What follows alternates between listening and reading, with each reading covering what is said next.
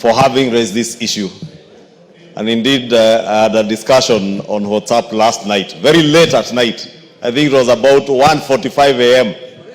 with the leader of minority over this issue, when I saw his text and I noticed he had not slept. And we were worried, Honorable Speaker, that the same thing that happened last year is likely to happen this year if we do not stem this thing in the bud as early as now. Because as the leader of minority says, it is true. There are people who are propagating the lie that there is already a finance bill in the House with all manner of taxes. And you know, Honorable Speaker, where I come from, there's a saying that goes that otakanywereire do ekerita.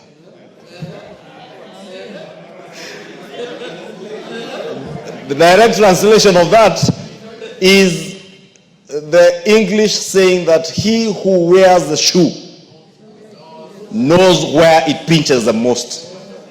It is members of this House who can tell you where it pinches the most when we allow disinformation, misinformation to take root, and propaganda, Honorable Speaker. And it is sad, Honorable Speaker, as the leader of minority has said, that it is the people who ought to know better who are propagating these lies. People who have even served in this House, and you see them all over the media, alleging all manner of taxation that is not before the House. I don't know whether they work in Treasury to know what Treasury is going to bring.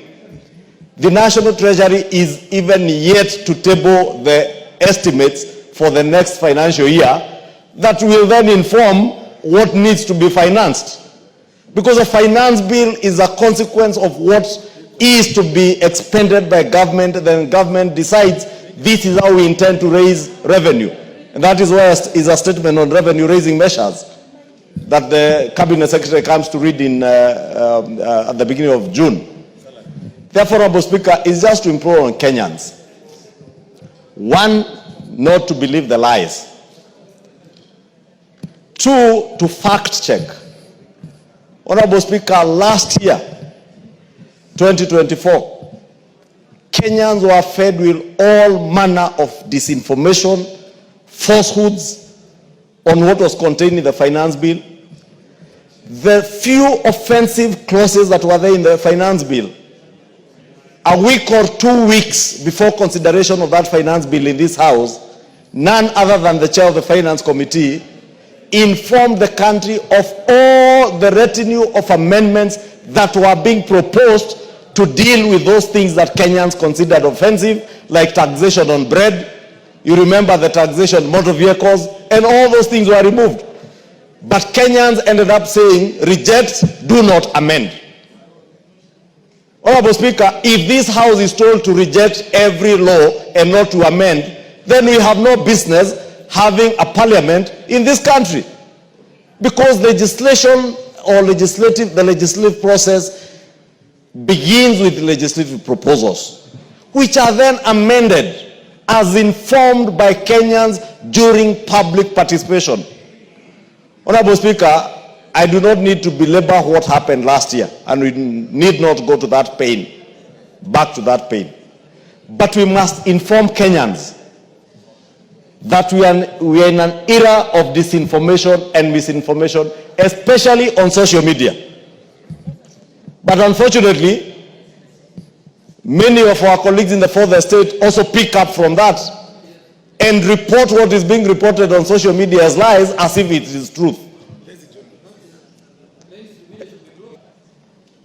The fourth estate has a greater responsibility to inform Kenyans on the truth more than anybody else, Honorable Speaker.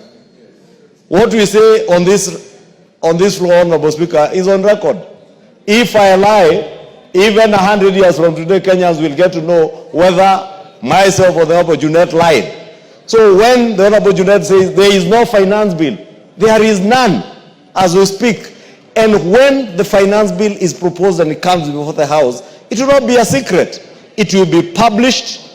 And Honorable Speaker, I want to implore and thank the clerk's office. When we did the tax amendment laws last year, After the fall of the finance bill, we did the business laws 1 and 2, the tax procedures amendment bill of 2024, and the tax amendment laws of 2024. When we did that, Honorable Speaker, we allowed the National Treasury to first go out and inform Kenyans what they intended to do and get the views of Kenyans. We then did a very elaborate public participation through the leadership of the Finance and National Planning Committee under the leadership of Chairman Kimani Kuria. And eventually we were able to pass those laws on the 4th of December last year without incidents. Honorable Speaker, I have said before, those 4 pieces of legislation were 70% of what was contained in the finance bill. Yet they passed without incidents. 70%. Therefore, if the 2024 finance bill was as offensive as those who propagated the campaign of disinformation did, then the 4 finance laws, the 4 laws that we passed in December, would be hurting Kenyans today, but they are not. Wind up. Part of the benefits, Honorable Speaker, in conclusion, was the tax waivers that Kenyans are enjoying today.